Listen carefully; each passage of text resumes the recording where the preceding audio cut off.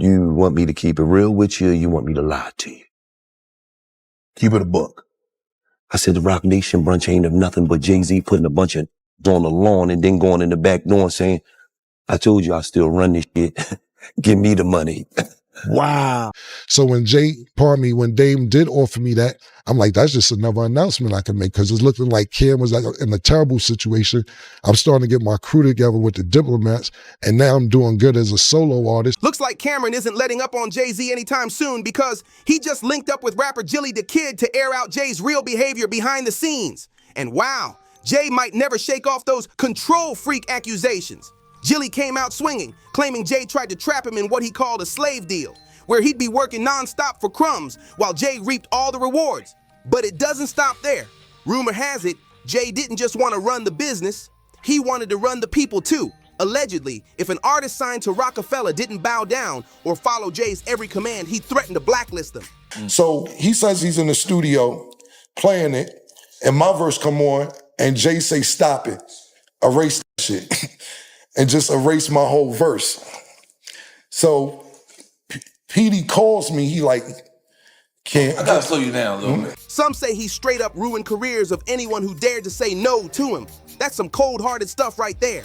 And of course, Cameron had plenty to say about it. You already know Cam doesn't bite his tongue when it comes to calling out the so-called industry bosses. Word is, he's got stories that could shake the whole rap world if they ever hit the mic. So what exactly did Cameron reveal about Jay-Z's alleged power plays? And did Jay really threaten Gillie's life over all this drama? This whole situation is wild, and it's just getting started. Jay-Z's reputation as one of the most ruthless moguls in the game might be catching up to him, because it looks like the streets are finally talking loud enough for everyone to hear. I'm like, yo, Jay in the studio, I'm like, yo, we might want to hop on this record. We building the buzz, and he'll just look like, okay, that's cute. Like, he didn't say it, but he like, okay. I'm like, all right, cool. I don't know what's going on, but whatever. So I start heating up, you know what I'm saying? Lately, more and more people have been stepping up to expose how Jay-Z allegedly did them wrong. And the list keeps getting longer by the day. From locking artists into what folks are calling slave deals, to cheating them out of money, blackballing them from the industry, and even allegedly threatening people who didn't fall in line. It seems nothing was off limits for Hov. Because of these two bad deals that I came out of, I know where the money should be going. I know how much should be allocated to marketing, how much should be allocated to promotion, how much should be allocated to the studio, etc. I understood the business. So at that point, I was busting moves faster than probably any other artist they had there. And I'm pretty sure that other artists and Jay-Z didn't like how fast I was moving. The stories are getting messy, and people aren't scared to talk anymore. Cameron, in particular, has been spilling some serious tea in his recent interviews. He's been pulling back the curtain on what really went down during his time at Roc-A-Fella and how things got tense between him, Jay-Z, and Jay's former partner, Dame Dash. And when Cam speaks, you know it's not going to be sugar-coated. I would love to do the things Dame did. Fly private for 5 years straight. Buy 2 mansions in London. You got a mansion in London just for your niggas, and then a personal mansion in London for something else, or renting them or whatever. You just got mansions in London. We not even from London. We just going to fucking London, hanging out, not saying, I put on my artists, or really, more Jim and Jewels, but we was all Dipset, SAS. So at that point, I was busting moves faster than probably any other artist they had there. And I'm pretty sure that other artists and Jay-Z didn't like how fast I was moving. For some context, Cameron actually got signed to Roc-A-Fella through Dame Dash. The two were tight back in the day, childhood friends before the fame and money came into play. At that point, Cam was just getting out of a terrible deal with Tommy Mottola's Sony Epic Records. Before that, he was signed to Lance Rivera's entertainment label, which was also under Epic. But that deal went south fast when the label lost funding, leaving Cam stranded and frustrated. So when he finally linked with Roc-A-Fella, he was ready to start fresh and make it big. I don't understand that. Y'all don't, Jay's not on Def Jam. Jay's on Roc-A-Fella. Y'all not better than me. Y'all trying to make, I don't understand that. I want somebody to explain it to me. I ain't get no calls about nothing. And I'm not even trying to, y'all pull this shit. Y'all know what we going through when we're pigs and all that. Y'all gonna f around like this? Honestly, we did know about the big thing. I know y'all know about it. Y'all went to the Wait, I want to know, I seen all of y'all yesterday. Why nobody told me about a marketing plan about Jay-Z? This is not your f***ing artist. Y'all don't do nothing for Jay-Z without me. What the f***? That's why y'all trying to make this like, oh, that's also, y'all the ones promoting me and him got a beef too? Because we don't. And he did. In 2002, he dropped his third and most successful album, Come Home With Me, featuring heavy hitters like Jay-Z, Beanie Sigel, and Memphis Bleek. The production team was stacked too, with Kanye West and Just Blaze adding that signature heat. That same year, Cam even hit the big screen, starring in Paid in Full, a movie produced by Dame Dash alongside Mekhi Phifer and Wood Harris. Everything looked like it was falling into place for Cam. He was climbing fast, leveling up, and becoming one of the faces of Roc-A-Fella. At first, everything between Cam'ron and Roc-A-Fella was smooth sailing. The hits were rolling, the energy was right, and the future looked bright. But all that changed fast once Jay-Z allegedly started getting jealous of how much power and influence Cam was building inside the label. Word on the street is, Jay didn't like anyone shining too bright unless he gave the green light. And Cam? He was rising on his own, moving different, connecting with the big players, and making major noise without Jay's stamp of approval. According to insiders, Jay started throwing shade behind closed doors, quietly blocking Cam's moves. It started small. He allegedly told Cam he couldn't bring certain people to the office, even when it was business related. That's when Cam said he started picking up on some heavy negative energy from Jay. Basically, when I got to Roc-A-Fella, you know, I tried to ingratiate myself with everybody. It's a big word. I don't know what that means. Yeah, I'm trying to be cool with everybody. Okay, right, I'm trying to say, they already had something going, and I know. Ingratiate. So I'm trying to look that up later. Yeah, so I'm just trying to You're like fast tracking your situation. I'm trying to be cool with everybody, because y'all got your own thing. You know what I'm saying? I don't want to come in here and seem like I'm stepping on toes or whatever. So I'm cool with everybody, you know, hey, this, that, and the third. And, you know, Jay's a competitor. You know what I'm saying? So. Everybody wants a jacket. You want to do something, make a motherfucker on like tour jacket. We don't want that shit. No, why do I need Beanie Man and Memphis Bleek wearing a Def Jam jacket? They on Roc-A-Fella. The vibe had shifted completely. It wasn't friendly competition anymore, it was tension. Cam even recalled moments where he'd ask Jay to co-sign a project or approve a deal, and Jay would just act cold, distant, like he didn't even want Cam to win. Things hit a boiling point when Cam worked with rapper Petey Crack on a record, and right when it was about to drop, Jay allegedly stepped in and told Petey to delete Cam's verse. Just erased it like it never existed. But Cam wasn't one to let that slide. Years later, after leaving Roc-A-Fella, he got his revenge by cutting Jay's verse from one of his own tracks. Poetic payback. After that fallout, things between Jay-Z and Cam'ron went from awkward to straight up hostile. What had started as quiet shade turned into an all-out Cold War inside Roc-A-Fella. The label that once looked unstoppable was now split right down the middle.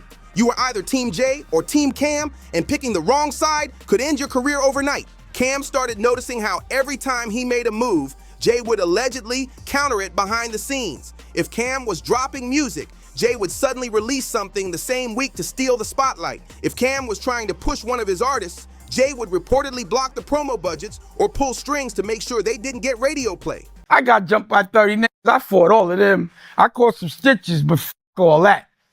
I would not be able to live with myself if somebody punched me in my face.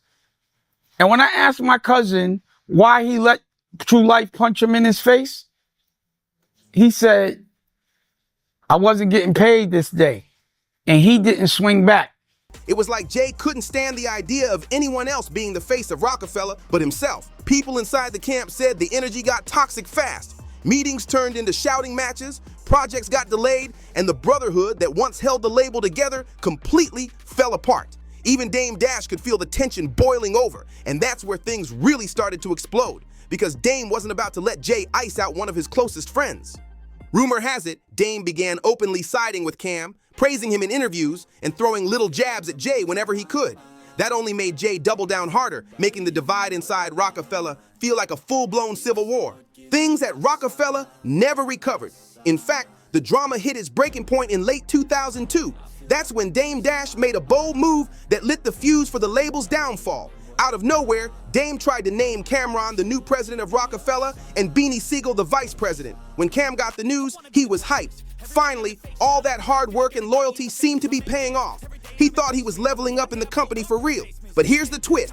Dame hadn't even told Jay-Z about the decision. Cam had no clue that Jay was completely in the dark. There wasn't any official paperwork or signed deal yet. But since Dame was the one delivering the message, Cam thought it was a done deal. In his mind, he was moving up the ladder.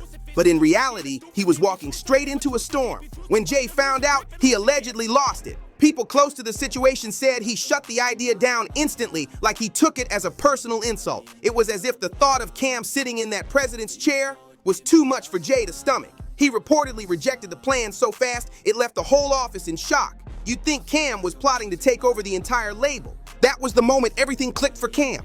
If he didn't already know Jay was against him, now it was clear as day. And that same move sparked the cracks between Jay and Dame too. So back in the day, Hove tried to sign my group Major Figures. It wasn't just Hove, it was Dame Dash, it was Roc-A-Fella. Okay. You know, I didn't feel as though that the contract was right, so I didn't accept it. Many insiders still say that was the start of their friendship falling apart. Even Dame Dash himself has come out and said that Jay-Z did him dirty, and not just once, but in multiple interviews over the years.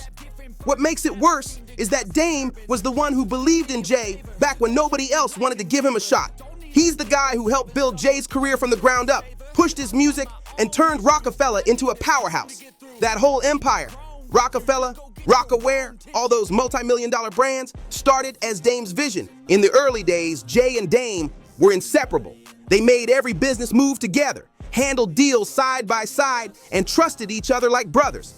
But after the fame and money rolled in, things started changing. Jay allegedly began cutting Dame out of key meetings, making big business decisions behind his back. When people called him out for it, Jay tried to justify it, saying Dame was too reckless with money and too hot-headed to be taken seriously in major deals. And to be fair, Dame's lifestyle was wild. He was living large. Private jets, multiple mansions in different cities, and closets full of sneakers that could rival a store. He like, yo, it seemed, you know, you could tell some tension. So one day I come to the studio, he like, yo, it seemed like there's some tension in here. He says that? Yeah, to me and him talking. I don't know exact words, but he says something going on. I just want to let you know, I see y'all niggas rocking. I ain't got no problem. We all good. You know what I'm saying? So I'm like, bet. Just got a song up right now. If the tension in here, yeah, let's just do it now. Right. And he's like, bet. So we did the song. Boom. So I was like, yo, the song heating up, we might could do the video. He like, I said, okay, we back to that. Cool. So that He was flashy, loud, and loved showing people he was winning. But that same attitude sometimes worked against him. Dame could be aggressive, talking down to business partners, snapping on artists for the smallest mistakes, and letting his temper run the room. Cameron even said that Dame's downfall wasn't just bad luck, it was bad spending and a little too much ego. He claimed Dame went broke because he was living like a billionaire on millionaire money and acting like the world owed him something. Still, no matter what anyone says about Dame's mistakes, one thing can't be denied. Jay-Z probably wouldn't be the mogul he is today without Dame Dash. Dame was the backbone that helped launch Jay into superstardom. So when Jay started moving shady, signing deals behind Dame's back, cutting him out of meetings, and quietly stripping away his power inside the company, it hit Dame hard. That wasn't just business betrayal. That was personal. But what really broke Dame was when Jay went ahead and collaborated with R. Kelly, even after knowing what had happened with Aaliyah, the woman Dame loved deeply. That move felt like the ultimate stab in the back. According to Dame, it wasn't even about money or music anymore. It was about loyalty and respect. Jay knew how painful that situation was, yet he still went on tour with R. Kelly like nothing ever happened.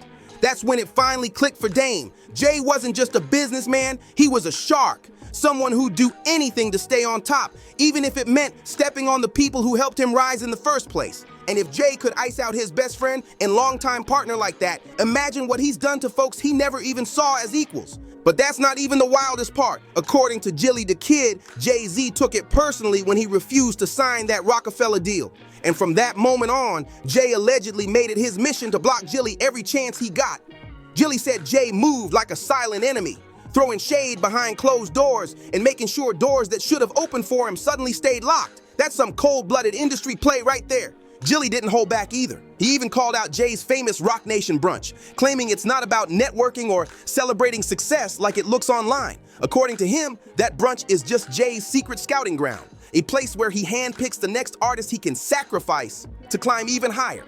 Gillie said the only time Jay smiles in photos is when he's standing next to billionaires, never with the artists who helped him get there. That's heavy. And what's interesting is that most people watching this whole Jay versus Cam saga seem to agree. Jay comes off as the bad guy.